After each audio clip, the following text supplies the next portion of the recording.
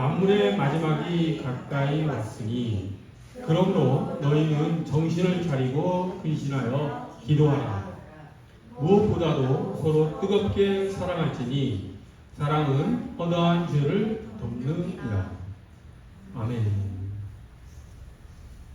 이 베드로 전서가 쓰여진 때는 지금부터 약 2000년 전이죠. 베드로 사도는 편지 수식자들에게 지금이 만물의 마지막이 가까이 왔다라고 하면서 권면의 말씀을 하고 있습니다. 때가 마지막 때이니 기도하고 서로 뜨겁게 사랑하라 이렇게 권면하고 있습니다. 그런데 베드로 사도 당시에 마지막 때라고 말을 했는데 2000년 전이죠. 그렇다고 한다면 이 편지를 지금 오늘 살아가는 현대 그리스도인들이 읽을 필요가 있을까요?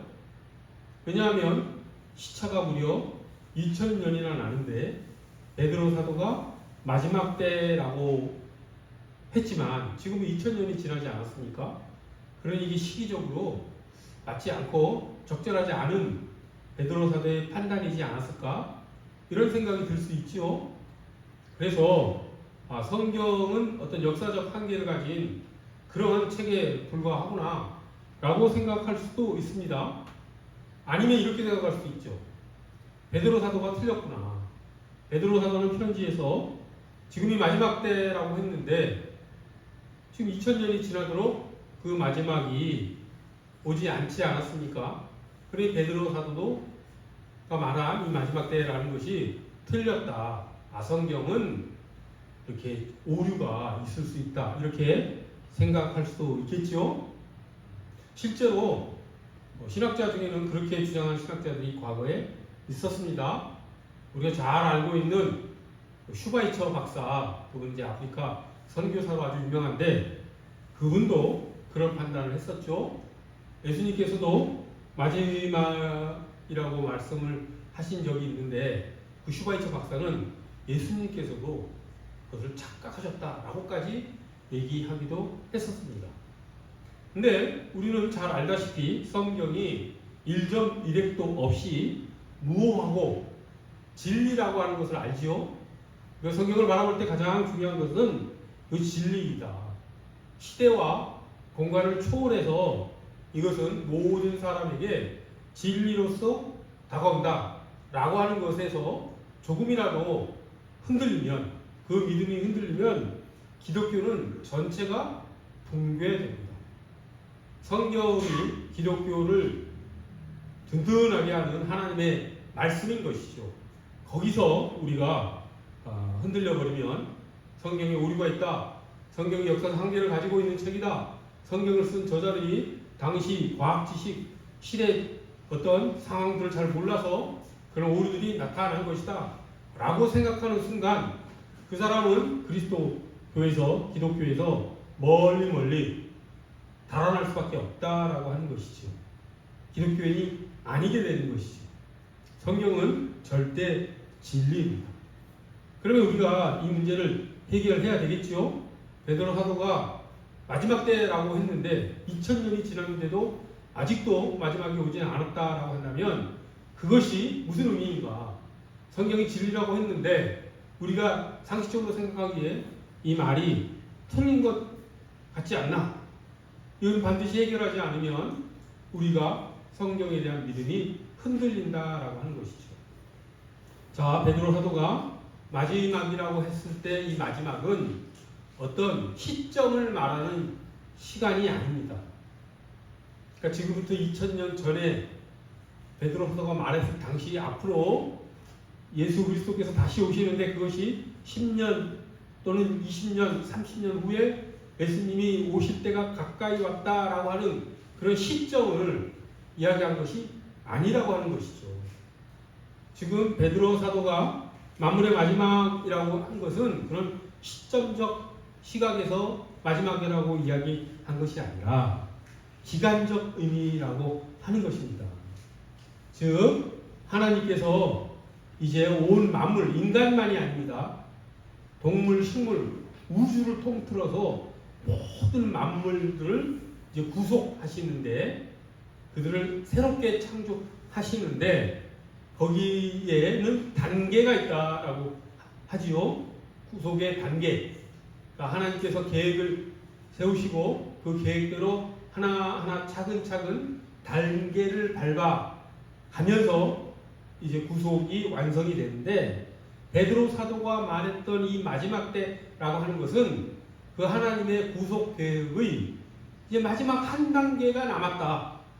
모든 계획으로 세우는 단계들이 다 이제 완성이 됐고, 이제 예수 그리스도께서 다시 오시는 그 마지막 단계, 예수 그리스도께서 다시 오시면 이제 물질 세계는, 옛 세계는 다 소멸될 것이고 다시 새하늘과 새 땅이 새롭게 창조될 것이고, 그럼으로써 이제 새 나라가 새롭게 출발할 터인데, 그것이 이제 온전한 구원이겠지요. 그 구원의 모든 단계들이 다 성취가 되고 완성이 되고, 이제 마지막 단계, 예수님이 다시 오시는 그 단계만 남았다라고 하는 의미에서 이제 만물의 마지막이 가까이 왔다라고 이야기한 것입니다. 그렇기 때문에 베드로 사도가 지금이 마지막이라고 얘기한 것과 오늘을 살고 있는 우리들에게 마지막이라고 한 것은 시점적으로는 2000년 가까이 차이가 날 수 있지만, 기간적 의미로서, 단계적 의미로서는 아무런 차이가 없는 것이죠.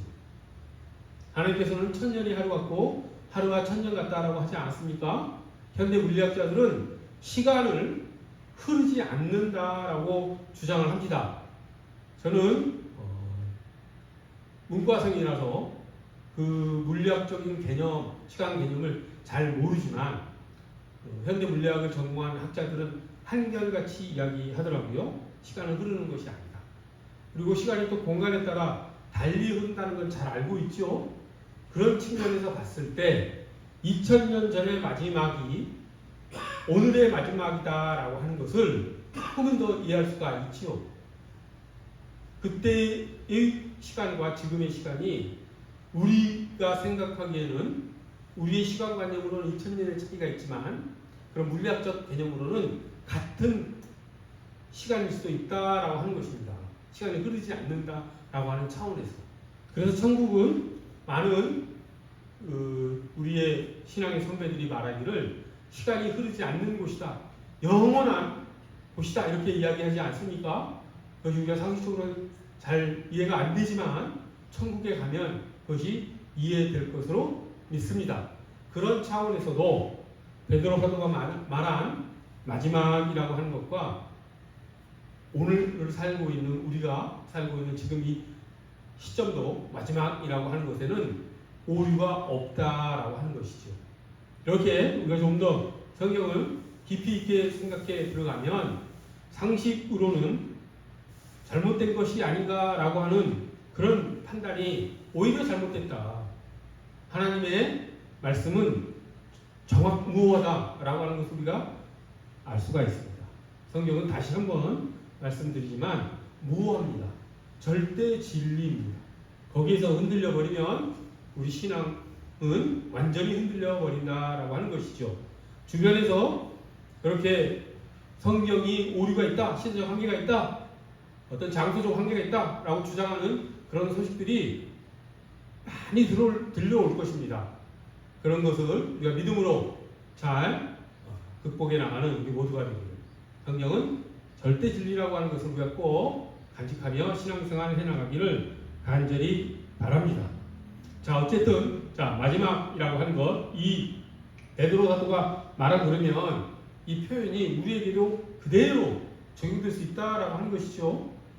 그런데 이 마지막이니 베드로 사도가 권면을 먼저 무엇을 하냐면, 마지막이 가까웠으니 그러므로라고 하는 이제 접속사까지 사용하면서 정신을 차리고 근신하여 기도하라, 이렇게 이야기를 합니다. 마지막이 가까웠으니 정신을 차리라, 그리고 기도하라. 왜 이렇게 이런 논리 구조를 가지고 마지막 때에는 기도를 하라라고 베드로 사도가 이야기를 했겠습니까? 분명 무슨 이유가 있었겠죠. 그것은 예수님의 말씀, 예수님께서 이제 마태복음 24장 종말장이라고 하죠. 거기에 보면 마지막 때가 되면 이때 예수님께서 말씀하시는 마지막은 이제 시간적 의미의 마지막의 의미가 강합니다. 그때는 진짜 예수님께서 다시 이 땅에 오시는 그때가 가까워왔을 때, 이때는 베드로서가 말하는 마지막과 주님께서 말씀하시는 마지막이 조금 의미가 뉘앙스가 다릅니다. 근데 예수님께서 뭐라고 말씀하시냐면은 그 마지막 때가 가까울수록 믿는 자들도, 믿지 않은 사람들만 말하는 것이 아니라 믿는 자들, 그리스도인들도 사랑이 식을 것이다 라고 말씀을 하셨습니다. 마지막 때가 가까울수록 사람들의 마음에 사랑이 식어갈 것이다 라고 이야기를 하지요. 자, 그것과 연결을 시키면 베드로 사도가 지금 마지막 때가 가까웠으니 정신을 차리고 근신하며 기도하라 라고 하는 말이 왜 필요한지를 잘 알겠죠. 마지막 때에 가까우니 사람들의 어떻게 사랑이 식어가니 그 식어가는 사랑을 다시 붙잡고 정신을 차리고 다시 예수님 하나님 사랑을 생각하면서 우리가 그 사랑을 붙잡아야 된다라고 하는 그런 시기적 그런 생각에서 사람들에게 정신 차리고 기도하라 라고 이야기를 하죠. 그 뒤에 8절을 보면 뭐라고 이야기를 하고 있습니까? 무엇보다도 서로 뜨겁게 사랑하라 이렇게 이야기하지 않습니까? 기도하고 사랑하라 이렇게 권면하는 것이죠.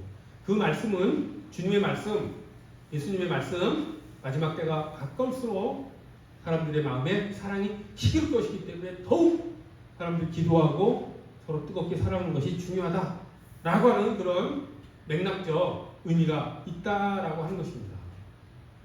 그러면 왜 마지막 때가 가까울수록 사람들의 마음에 사랑이 식겠습니까? 그 이유는 이제 마지막이 가까우면 사람들의 마음이 점점 하나님의 사랑에서 멀어져 가죠. 점점점 하나님의 사랑을 오해를 하고 하나님을 무시를 하고 그런 시대가 점점점 깊어지는 것이죠. 지금 생각을 해보십시오. 유럽이 어떻게 됐습니까? 천년 기독교 제국이라고 하는 유럽에 지금 믿는 사람들이 얼마나 있습니까? 10%도 안 되죠. 교회나 성당에 가면 예배하는 사람들이 거의 없죠. 우리나라만 보더라도 어떻습니까? 점점 그리스도인들이 사라져가고 있죠. 이런 추세를 생각을 해보면 이게 마지막 때가 가까워지면서 하나님에 대한 사랑이 지금 흔들리고 있구나 라고 하는 것을 좀 시대적 어떤 분위기로서 우리가 알 수가 있지요. 그것은 어쩔 수 없는 어떤 역사적 흐름인 것입니다. 그럼 이렇게 마지막 때 하나님의 사랑을 사람들이 무시하고 그것을 오해하고 그것을 왜곡하고 하면서 어떤 현상이 나타나겠습니까? 자, 사랑에 대한 사람들의 생각이 완전히 하나님의 사랑과는 거리가 먼 감각적 사랑이 사랑인 줄 알고 살아가죠. 그래서 오늘날 사람들은 아주 유명한 말이 있죠. 어떤 말이냐면 네로람불이라는 그런 말 알지요? 내가 하면 로맨스고 남이 하면 불륜이라는 그 말 잘 알고 있지 않습니까? 그 말이 함의하고 있는 그 밑바탕에는 어떤 생각이 깔려 있냐면 사랑하면 모든 것이 용서가 된다.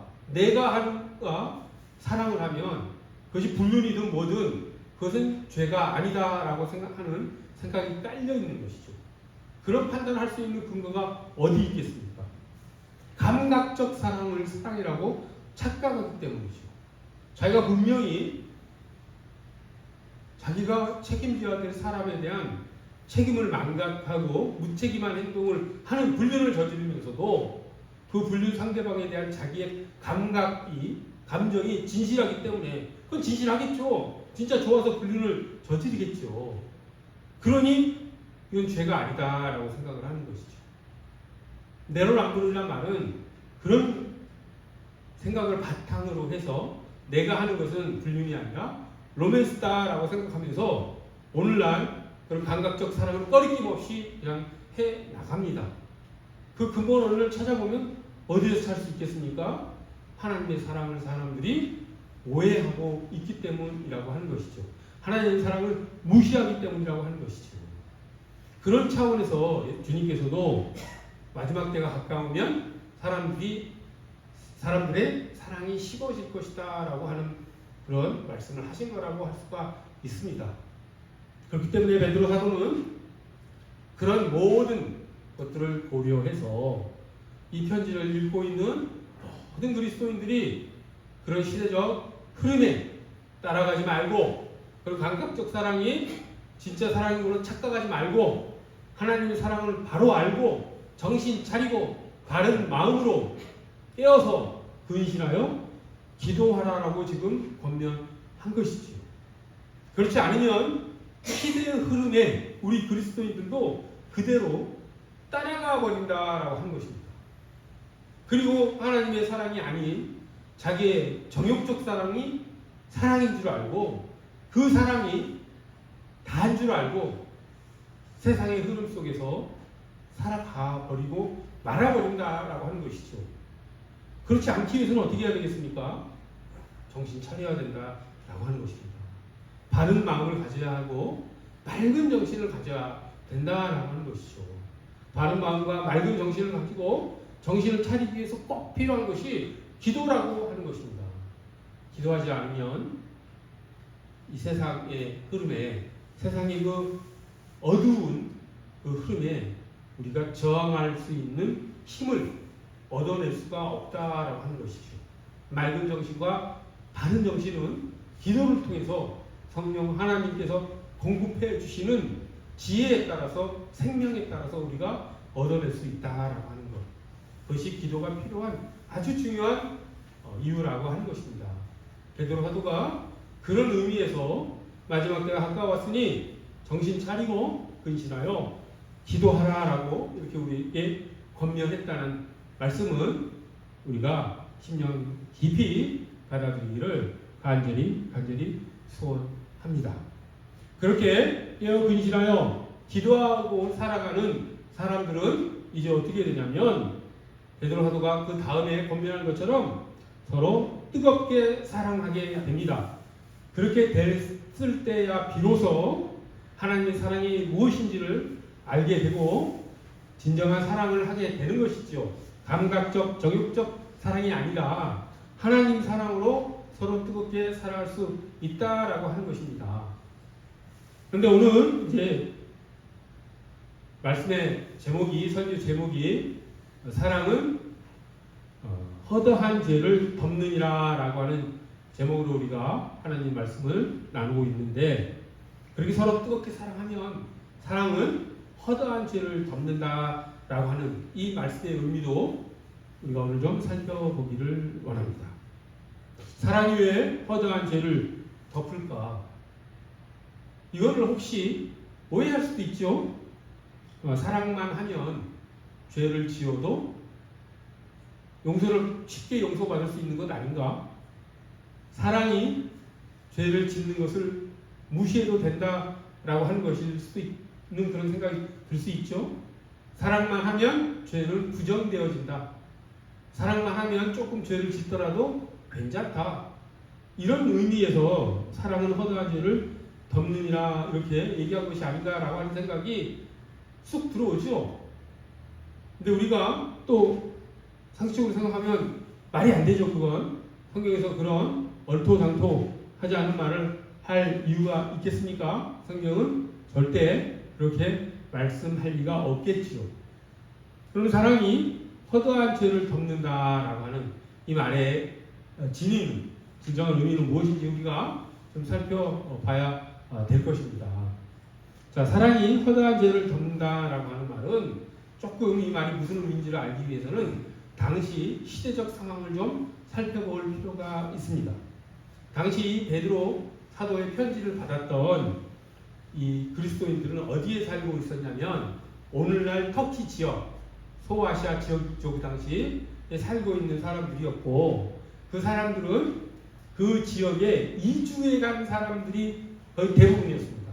그러니까 디아스포라 그리스도인들이었다라고 하는 것이죠. 흩어져 사는, 자기가 원래 살고 있던 곳에서 믿음 생활을 한 사람들이 아니라 쫓겨나서 로마에서나 이스라엘이나 유대 지역에서 살던 사람들이 쫓겨가서 소아시아 지역까지 이주해서 사는 사람들이 이 베드로 사도의 편지를 받았다라고 하는 것입니다. 그리고 이 베드로 전서가 쓰여질 당시 시기는 기독교가 이제 막 박해를 받기 시작하는 때, 박해를 받는 이유는 여러 가지가 있는데 그 중에 하나가 뭐냐면 당시 이 소아시아 지역을 비롯해서 로마 제국 전역에서는 쾌락을 대단히 삶에서 중요하게 생각했었죠. 그래서 국가가 정책적으로 시민들의 제국의 사람들의 쾌락을 위해서 많은 것을 공급해 줍니다. 그것이 대표적인 게 검투사 경기라든지 또 어떤 신전에서 이런 이루어지는 여러 가지 정욕적 활동들이라든지 또 하는 그런 것들이 많이 있었죠. 이 당시 도덕적 생활이 대단히 쾌락 때문에 문란했었습니다. 그런 상황 속에서 그리스도인들은 당연히 그런 관습과 문화를 거부했었죠. 그렇게 살아가는 것을 그리스도인들은 싫어했습니다. 술 마시고 방탕해하고 이방 신전에 가서 우상 숭배하고 검투사 경기가 일어나는 그런 곳에 가서 관객이 되지도 않고 어쨌든 그런 세상 문화와 다른 그런 삶을 살아가기 때문에 로마 제국에 살고 있는 다른 사람들이 그리스도인들을 어떻게 보겠습니까? 밉겠죠. 주는 것 없이 밉죠. 자기가 좋아하는 것을 싫어하고 그것을 거부하는 사람들을 보고 좋아할 사람이 있겠습니까? 당연히 싫겠죠. 그런 그리스도인들의 시각이 밑바탕이 되어서 그리스도인들이 또 로마 황제에 숭배하는 것도 거부하지 않았습니까? 그런 게 정치적으로도 박해를 받게 되는 그런 소지가 있었죠. 그런 여러 가지 이유 때문에 이제 그리스도인들이 막 박해를 받기 시작하는 그런 때였다라고 하는 것입니다. 그래서 이제 지금 베드로 사도 당시에 기독 교회가 어떤 위기 상황에 있었냐면 이것이 이 공동체가 기독교 공동체가 그런 사회적, 문화적, 국가적 압박, 박해에 의해서 사라져버린 위기가 대단히 강한 그런 시대였다라고 하는 것입니다. 그래서 그리스도인들끼리 서로 공동체 안에서 서로 연대하고 서로 사랑하면서 서로 하나가 되지 않으면은 기독교는 붕괴되고 이 역사 속에서 사라져버릴 그런 위험이 있었다라고 하는 것이죠. 그런 차원에서 베드로 사도는 지금 그런 시대적 분위기에서 기독교인들이 서로 뜨겁게 사랑하라라고 지금 이야기한 것입니다. 그런 기독교가 붕괴될 위험 속에서 기독교를 지켜낼 수 있는 가장 강력한 무기는 공동체 교인들끼리 서로 뜨겁게 사랑하면서 그런 사회적 압박으로부터 이겨낼 수 있다라고 하는 이야기를 지금 베드로 사도가 하고 있는 것이죠. 그런 시대적 상황을 배경으로 해서 이 말씀을 우리가 또 받을 수 있죠. 그런데 그런 상황에서 그러면 사랑은 허다한 죄를 덮는다라고 하는 것이 무슨 의미냐면 공동체가 붕괴되는데 가장 큰 원인이 무엇이냐면 외부의 압력 때문에 붕괴도 되지만 내부의 분열 때문에 붕괴되는 위험이 훨씬 더 크지요. 지금 베드로 사도는 외부적 압력 플러스 내부적 분열을 지금 걱정하고 있는 것이고 그 내부 분열을 막는 가장 큰 힘이 서로 사랑하는 것이다 라고 하는 것을 얘기하고 싶은 것입니다. 그래서 그 사랑을 서로 하게 되면 어떻게 되느냐? 분열을 막을 수 있다라고 하는 것이죠. 잠언 10장 12절을 보면 어떻게 되어 있습니까? 미움은 다툼을 일으키나 사랑은 화목케 한다라고 하는 말이 있지요. 미움은 다툼을 일으키고 사랑은 화평케 한다라고 하는 말이 있습니다. 즉 여기서 말하는 사랑은 허다한 죄를 덮는다라고 하는 말은 그 잠언의 말씀에 비추어 보면 서로 다툼이 아니라 화평을 이루게 하는 사랑, 그런 차원에서 사랑이 허다한 죄를 덮는다라고 하는 의미구나. 즉 내부 분열을 막기 위해서 사랑이 필요하구나. 이 말은 내부 분열이 일어난 이유가 무엇입니까? 서로 다툼이 일어나는 것. 다툼이 일어나는 원인이 또 어디에 있습니까? 서로 비난하고 서로 비판하고 하는 과정 속에서 서로 갈등이 일어나고 그러면서 내부 분열이 일어나지 않겠습니까? 그런데 사랑은 그것을 막을 수 있는 방편이라고 하는 것이죠. 사람이 사랑하는 마음을 가지면, 애정의 마음을 가지면 상대방이 행여 잘못을 하더라도, 상대방이 행여 나에 대한 비난을 하더라도 그것을 덮어줄 수 있다라고 하는 것이죠. 그럼으로써 악순환이 끊어질 수 있다라고 하는 것입니다. 내부 분열이 일어나는 이유가 무엇입니까? 서로가 서로를 미워하고 서로가 서로를 비난하고 서로가 서로를 이렇게 증오하면서 그것이 커지고 커져서 결국은 그 내부가 무너지는 거 아니겠습니까? 그것을 막을 수 있는 길이 사랑이라고 하는 것이죠. 그래서 여기서 말하는 사랑이 허다한 죄를 덮는다라고 하는 의미는 죄를 무시하거나 죄를 부정하거나 죄를 지어도 괜찮다라고 하는 그런 의미가 아니라 상대방의 허물을 덮어줄 수 있는 그런 마음을 말하는 것이죠. 그런 마음이 없었을 때는 그 악순환이, 서로가 서로를 미워하고 다투는 그 악순환이 계속 돌고 돌아서 그 공동체가 붕괴된다라고 하는 것을 베드로 사도는 잘 알고 있었기 때문에, 또 당시 시대는 외부의 기독교에 대한 압박이 너무 컸기 때문에 내부 분열이 조금만 일어나도 금방 교회가 붕괴될 수 있는 상황이었기 때문에 이 사랑하는, 서로 사랑하는 마음이 없다라고 한다면 내부 붕괴는 금세 일어날 수 있는 상황이었다라고 하는 것입니다. 우리가 혹시 이 중에 중국 무협 영화를 혹시 보거나 즐겼던 사람이 있습니까? 저도 중고등학교 때 무협 만화도 보고, 무협지는 많이 안 봤지만 중국 영화도 보고 하는 그런 기억이 나는데, 중국 무협 영화 만화의 가장 큰 주제가 무엇이냐면 아버지 복수죠. 그래서 주인공이 억울하게 아버지가 빌런에 의해서, 악당에 의해서 죽고, 그 악당을 또 처단하기 위해서 주인공이 어떻게 합니까? 아주 열심히 무술을 익혀서 결국 그 빌런을 물리치는 이야기. 이게 무협 영화의 주제였었죠. 그러면서 항상 또 중간에 무슨 얘기가 나옵니까? 아주 수염이 하얗고 아주 돌을 닦은 듯한 또 주인공을 도와주는 사람이 나타나서 어떻게 무슨 말을 합니까? 복수를 하지 말아야 한다. 주인공에게 복수를 네가 계속하면 또 빌런의 아들이 너에게 복수를 할 것이고, 그러면 너의 아들이 또 그에게 복수를 할 것이고, 돌고 돌아서 복수가 끝나지 않을 것이다. 이런 이야기를 하는 것을 우리가 무협 영화에서 봤던 기억이 있는데, 유치하지만 지금 사도 베드로가 얘기하는 것도 그것과 연관이 있는 이야기인 것입니다. 그런 복수의 끝, 누가 나를 비난하고 공동체에서 다툼이 있었을 때 그 다툼을 끝낼 수 있는 유일한 길은 그것에 사랑의 시선으로 행동하는 것. 상대방의 비난과 상대방의 실수와 상대방의 잘못을 덮어줄 수 있는, 그럼으로써 그 악순환이 끊어질 수 있다라고 하는 것이죠.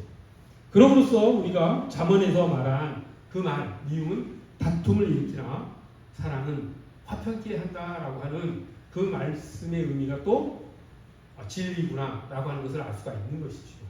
사도 바울은 그렇게 기독교 공동체가 사랑으로 하나가 되어 시대적 압박으로부터도 벗어나고 하나님께서 주신 그 사랑을 진정으로 공동체에 대해서 꽃피울 수 있도록 사랑이 서로 허다한 죄를 덮어가는 그런 것을 통해서 기독교 공동체를 유지하고 하나님의 은혜 가운데서 신앙생활을 해나가도록 지금 권면하고 있는 것이죠.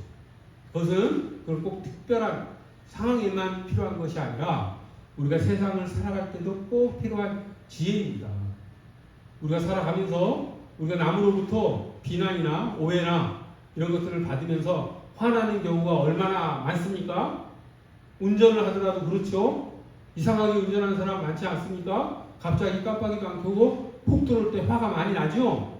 그때 그 사람에게 화를 내고 심지어는 욕을 하고 그렇게 하는 것이 아니라 온유한 마음으로 그 사람의 그 그 실수를 우리가 오늘 본문의 말씀처럼 사랑의 마음으로 바라봐 준다면, 또 다른 관계에서도 내 친구나 잘 아는 사람이, 부모나 자녀가 실수를 하고 잘못을 했더라도 그것을 애정어린 시각으로, 사랑으로 덮어준다면 어떻게 되겠습니까? 사람에게는 누구나 양심이 있죠. 혼냈을 때는 반발감이 일어나지만 오히려 그렇게 사랑의 마음으로 자기 실수와 잘못을 덮어줬을 때 그 사람의 양심 속에서 진정한 반성이 일어날 수 있다라고 하는 것입니다. 그럼으로써 진정한 화평의 관계가 이루어진다라고 하는 것이죠. 그런 차원에서도 사랑이 허다한 죄를 덮느니라라고 하는 말씀을 우리가 받을 수 있습니다. 이처럼 베드로 사도가 우리에게 권면한 사랑을 통해서 공동체의 화평을 이뤄나가는 우리 모두가 되기를 간절히 소원합니다. 그렇게 살아갔을 때 진정 하나님의 사랑에 우리가 더 깊이 들어가 신앙생활할 수 있을 것입니다. 오늘 베드로 사도가 말한 마지막이 가까이 왔으니 정신 차리고 근신하여 기도하라. 무엇보다도 먼저 서로 뜨겁게 사랑하라. 사랑은 허다한 죄를 덮는다 라고 하는 이 말씀을 우리 삶 가운데 잘 적용해 나가는 우리 모두가 되기를, 그럼으로써 우리가 세상을 화평케 하는 그런 하나님의 자녀가 되기를 간절히 또한 소원합니다. 기도하겠습니다. 거룩하고 자비로우신 하나님 아버지, 세상이 마지막이 가까워지고 있는 때 우리가 어떻게 살아야 될지 오늘 말씀을 받았습니다. 하나님, 바른 마음, 맑은 정신으로 하나님께 기도하며 무엇보다도 서로 사랑하며 서로의 허물을 덮어주며 서로 화평하며 살아가는 우리 모두가 될 수 있도록 주님께서 저희의 마음을 붙잡아 주시고 저희 삶을 이끌어 주시옵소서. 감사드리며 예수 그리스도 이름 받들어 기도드립니다.